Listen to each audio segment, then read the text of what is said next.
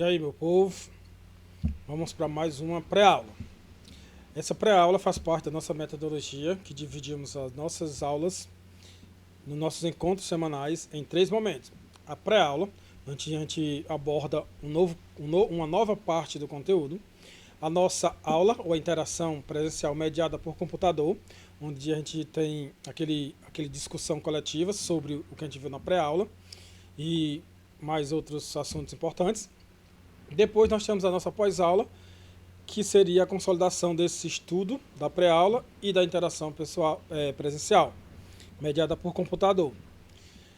Então, no nosso primeiro momento, ou seja, nosso primeiro encontro, nós tivemos uma conversa sobre as ciências econômicas.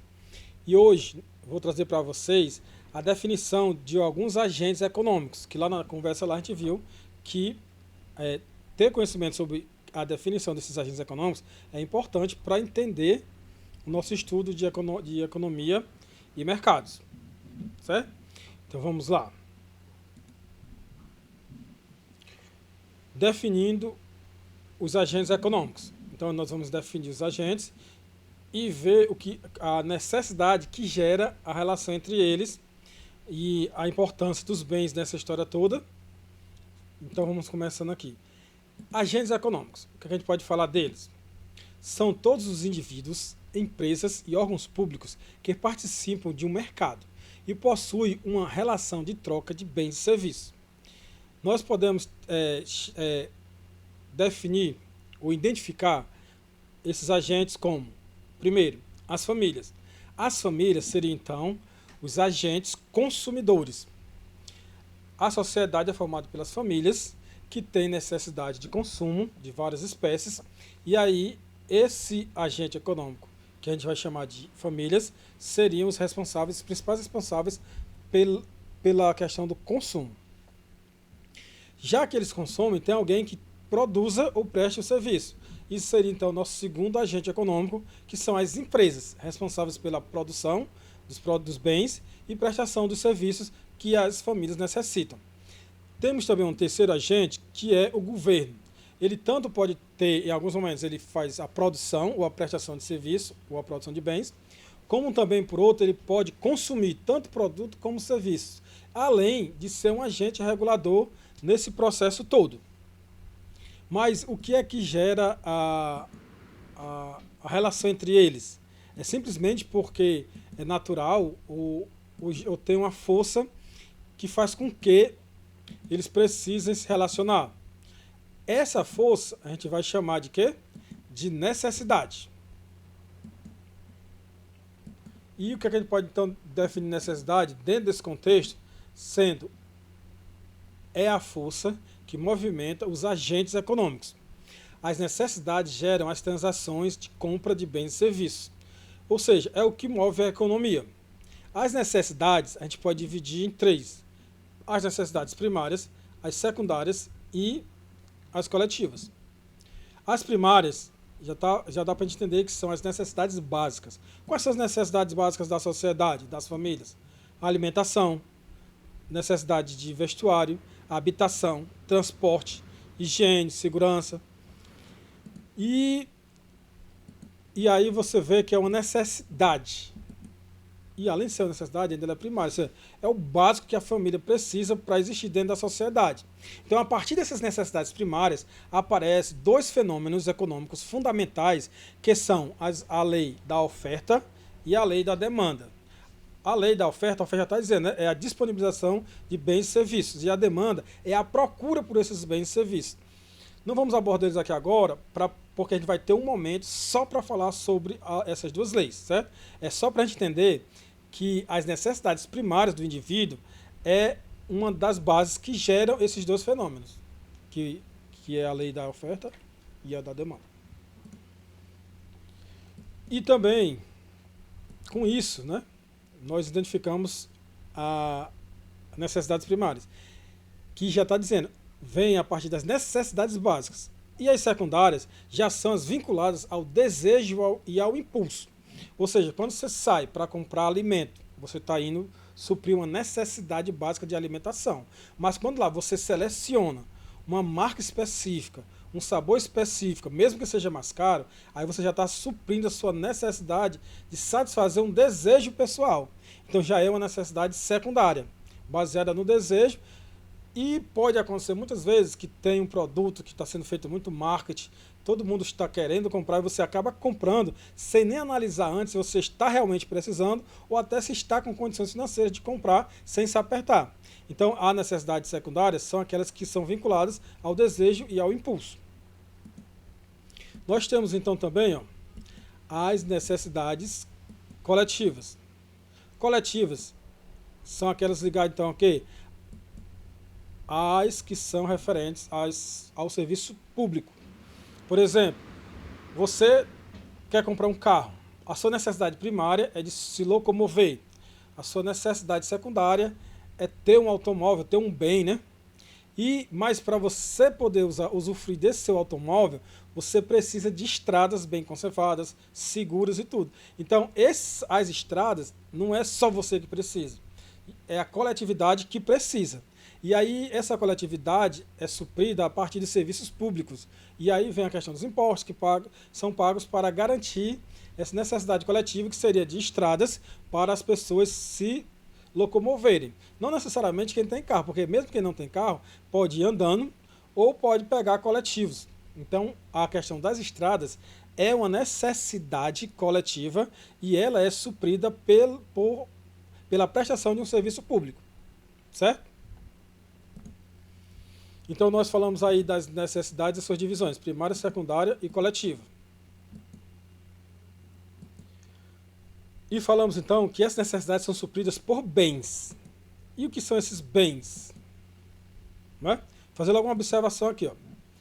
Existem algumas profissões que não produzem bens, porém oferecem serviços. Como, por exemplo, um advogado, ele não vende um produto, vai lá no seu cliente, entrega e vai-se embora. Ele presta um serviço que aí o cliente satisfeito paga pelo serviço prestado. Ou um padre, um profissional de esporte, um personal trainer, né, numa academia. Ou seja, ele não entrega um produto produzido. O ato de fornecer e satisfazer a sua necessidade já é o serviço que ele vai cobrar por isso. Por outro lado, nós temos então os produtos fabricados pelas empresas ou os serviços prestados por empresas, ou também por pessoas físicas. Porque assim, eu falei, no geral, as famílias são os consumidores e as empresas fornecedores, mas não impede que existem indivíduos que não são empresas e prestem serviço. Por exemplo, quando você precisa de um serviço de carpinteiro, de pedreiro, só para aquele serviço ali, aquele reparo, você contrata uma pessoa física. Ou às vezes um salão de beleza é uma empresa, mas às vezes tem aquela pessoa que não é empresa, mas corta o cabelo e cobra por isso. Então não é exclusivo a questão da produção e prestação de serviços ser das empresas, mas a maioria é. Nesse sentido, a gente pode então resumir o que a gente viu até agora como: nesta aula, né, nós buscamos o quê? Classificamos as necessidades de qualquer pessoa, empresa ou governo em primárias, secundárias ou coletivas. Também vimos, não vimos ainda, é a classificação quanto à finalidade dos serviços prestados. Então, vou voltadinho aqui e eu vou mostrar para vocês. Vem aqui. Quando a gente fala em bens, né? Como é que a gente pode classificar esse bem? Ou esse serviço também. Vamos ver aqui. Então, bens, certo? Nós podemos classificar isso quanto à raridade. Pode ser um bem econômico ou não econômico. Por exemplo, a água é um bem econômico, enquanto o ar não é econômico. No sentido, quando eu falo econômico aqui, que é nosso sentido de nossa disciplina, de economia. Veja bem, a água, para você ter a água, ela é comercializada. Tanto ela é comercializada como um bem, um serviço público, que é a água da CAGES, onde você paga uma taxa para ter a água. A água é um bem comum, é um bem de todos, mas o processo de tratar, ou seja, você não paga a CAGES, a CAGES não mudou de nome não, a Coelce que mudou, né? A CAGES, ela não cobra pela água, ela cobra pelo serviço que ela faz na água, de tratamento, para que ela não venha poluída, né? De distribuição. Então a água é um bem econômico porque ela pode ser monetizada. Já o ar é um bem que todo mundo precisa, também é um bem comum. Todo mundo usa, mas não se comercializa o ar. É um bem de todos e um consumo contínuo e restrito, não é? Então isso aí enquanto a raridade. Enquanto a natureza pode ser bens materiais, ou de produção, ou de serviço. Por exemplo, produtos industrializados e os serviços médicos. Quando a gente fala em bens materiais ou de produção, né? Dentro do próprio realidade médica, o médico precisa lhe consultar. Aí você lá se machucou e precisa receber uma injeção. Então o produto lá que ele vai lhe entregar, vai aplicar, é o produto médico lá. E o serviço, a competência de saber qual remédio dar e saber lá o seu sintoma, dizer qual é a sua doença, é o serviço prestado. Quando a gente fala em serviços médicos, meio que não é só do médico, né? Daquela região ali, do hospital como um todo, né? Então, tem produtos, aqueles que é palpável, que é produzido e depois consumido, e aquele que é consumido no momento que é produzido, que aí seria o serviço. Então, a natureza, quanto aos bens materiais ou de produção, que são produzidos e depois consumidos, e os serviços, que não são, que seriam melhor chamar de serviços prestados. Deu para entender, né? Temos aí, quanto à natureza, a gente pode classificar como bens, produtos e serviços que são prestados. Quanto ao destino, quanto ao destino de consumo, eles podem ser duráveis ou não duráveis. Por exemplo, quando você vai lá e compra um sanduíche, um McDonald's, um Big Mac, ele é um bem não durável. Você comprou ali, consumiu logo, porque senão ele não vai mais prestar para o consumo se demorar muito a comer. Mas é muito rápido ali. Fica bem claro que ele não é durável. Mas uma roupa, que pode durar vários tempos, pode até passar de parente para parente, mas ele é considerado um bem não durável, porque ele vai se acabar num médio prazo. Já se você comprou uma casa, a casa é um bem durável. É meio que é para a vida toda e de outros descendentes, não é? Então, construir uma casa seria um consumo durável. A questão da peça de roupa, um bem de consumo não durável. E quanto à transitoriedade e durabilidade durável, são máquinas de produção. Transitórios e duráveis seriam aquelas bem melhor de identificar seria assim: você comprar uma máquina de costura, a máquina. Então a máquina é um bem durável, que vai ser usado para várias peças de roupa. Aí você compra o pano, a fábrica, né? Compra o pano. O pano é transitório, porque a fábrica não quer vender o pano, quer vender a blusa. Então ele vai ser processado, ser transitório. Eu compro um produto porque ele é transitório, porque eu vou transformar ele em outra coisa e vou comercializar essa outra coisa. Então nós temos a máquina, que seria um bem durável, e o pano seria um bem transitório, porque ele vai ser convertido em roupa, né? Para ser vendido. Certo? Então aí nós temos aí os bens quanto à produção, transitório ou durável, quanto ao destino de consumo, né? O consumo durável e não durável, quanto à natureza, bem de produção ou prestação de serviço, e a raridade, sendo produto econômico ou não econômico.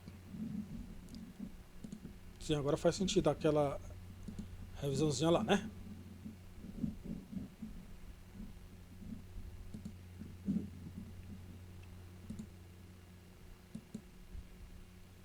Pronto, agora faz sentido aqui, ó. Quando eu falo que nesta aula classificamos as necessidades de qualquer pessoa, empresa ou governo, possui como necessidades primárias, secundárias ou coletivas. Também vimos, que acabamos de ver, né? A classificação dos bens quanto à sua finalidade ou serviço, que são resultados dos processos de produção. E aí vamos só revisar através de imagem. Não, vamos fazer uma reflexãozinha primeiro. Qual é a atividade que eu quero que... tem que ter a revisão depois que faz a reflexão. Nós vimos aqui, ó, quando eu falei lá dos agentes. Nós temos aqui, só para a gente fixar, os agentes, as famílias, que são os consumidores. Temos as fábricas, que são os produtores. E temos o governo, que pode tanto consumir, como também pode produzir, tanto que pode consumir serviço, também como prestar serviço, e também pode agir como regulador desse processo. Vimos também que as nossas necessidades elas são divididas em primárias. Vem logo de cara a necessidade de alimentação. Temos também aquela necessidade secundária, que é mais resultante de desejos, de impulsos. E tem as necessidades coletivas, que aí está baseado na prestação de serviços públicos. E aí sim a nossa reflexão. Aí eu quero que vocês reflitam como. E aí eu quero que vocês me passem lá no nosso fórum, que é o comentário da turma. Procure refletir sobre a atitude das pessoas antes, durante e depois das compras. Verifique se elas estão atentas aos seguintes pontos. Aí não é uma questão de você sair pesquisando, mas você só refletir sobre aquelas pessoas que você tem mais contato, para até fazer uma pergunta, tirar uma dúvida, mas reflita e tente imaginar esses 3 pontos. Ó. Quando a pessoa faz uma compra, antes da compra, as pessoas buscam, de fato, entender se há necessidade de comprar aquele bem ou serviço realmente. Durante a compra, será que há a preocupação com o recurso que garante o pagamento do bem ou do serviço desejado, que a pessoa não vai ficar endividado, não vai virar um mal pagador, né? E depois da compra, houve a preocupação de fazer uma análise para descobrir se realmente comprar aquele bem era necessário. Aí eu quero que vocês me digam aí se vocês têm algum produto que vocês compraram, depois se arrependeram porque poderiam ter gastado dinheiro numa coisa melhor. E se você tem algum produto que você comprou, em pouco tempo perdeu o valor e está jogado lá em algum canto e você mesmo só meio que gastou dinheiro. A necessidade era mais de comprar do que do próprio bem. Essa é a reflexão que eu quero que vocês me tragam e apresentem lá no nosso fórum, conhecido também como comentário da turma. Certo? E eu acho que com isso aqui, nós encerramos a nossa pré-aula. Aí eu aguardo vocês lá na nossa interação presencial mediada por computador, na quinta-feira, às 2 horas da tarde. Até a próxima.